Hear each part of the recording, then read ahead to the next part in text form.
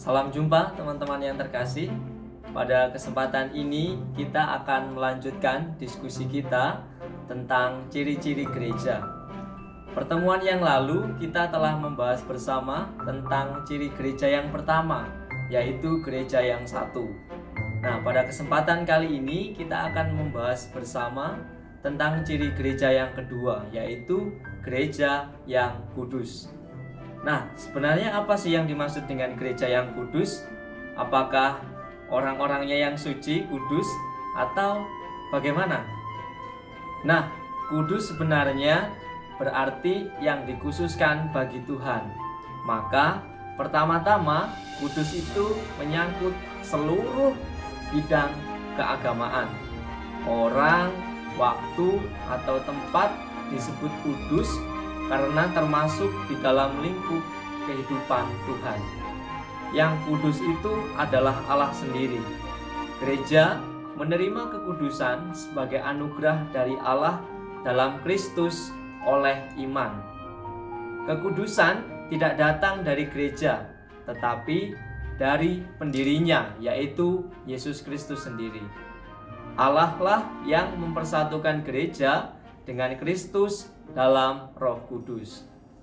Menurut teks kitab suci, makna gereja yang kudus adalah bentuk implementasi kekudusan gereja dalam hidup umat Katolik dan dalam memperjuangkan gereja yang kudus sendiri.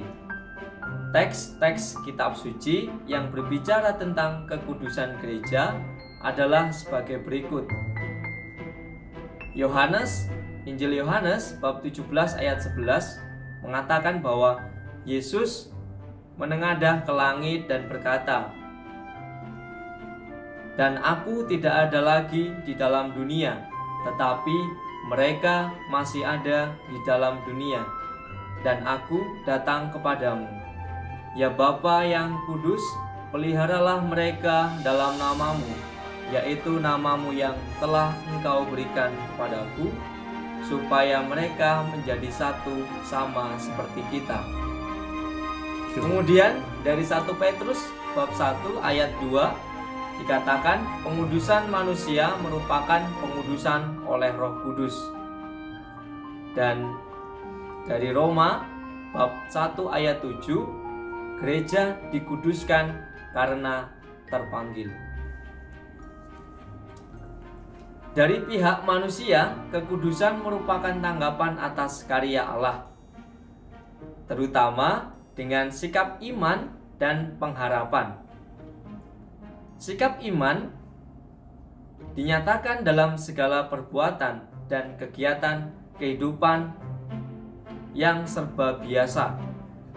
Kesucian bukan soal bentuk kehidupan seperti menjadi biarawan, melainkan sikap yang harus dinyatakan dalam hidup kita sehari-hari. Alasan utama gereja itu kudus adalah satu sumber dari mana gereja berasal adalah kudus sendiri. Maksudnya, gereja itu kudus karena didirikan oleh Kristus. Bandingkan Injil Matius bab 16 ayat 18. Yesus menyatakan, "Dan aku pun berkata kepadamu, engkau adalah Petrus, dan di atas batu karang ini aku akan mendirikan jemaatku, dan alam maut tidak akan menguasainya." Tujuan dan arah gereja adalah kudus, artinya gereja bertujuan untuk kemuliaan Allah dan penyelamatan manusia. Jiwa gereja adalah kudus, artinya gereja dijiwai oleh Roh Kudus itu sendiri. Unsur-unsur ilahi yang otentik dan ada dalam gereja adalah kudus. Misalnya, ajaran gereja dan sakramen-sakramen. Anggota gereja adalah kudus karena ditandai oleh Kristus melalui pembaptisan dan diserahkan kepada Kristus, serta dipersatukan melalui iman, harapan, dan cinta yang suci. Teman-teman, kekudusan itu terungkap dengan aneka cara pada masing-masing orang karena kehidupan gereja itu bukanlah suatu sifat yang seragam, yang sama bentuknya untuk semua, melainkan semua mengambil bagian dalam kesucian gereja yang berasal dari Kristus, dan kesucian ini harus selalu diperjuangkan terus-menerus.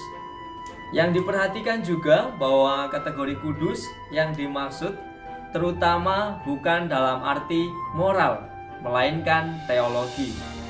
Jadi, bukan soal baik buruknya tingkah laku, melainkan hubungannya dengan Allah. Ini tidak berarti hidup yang sesuai dengan kaidah moral tidak penting. Namun, kedekatan dengan yang ilahi jauh lebih penting.